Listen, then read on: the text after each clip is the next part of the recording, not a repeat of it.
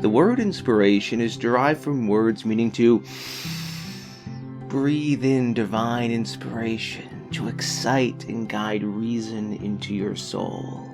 And today it generally refers to the process of being mentally stimulated with ideas that are brilliant, creative, or timely.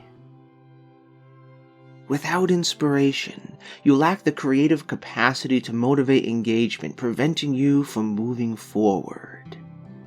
And yet, when you are inspired, you empower yourself with dreams and goals, fueling your motivation to continue moving forward.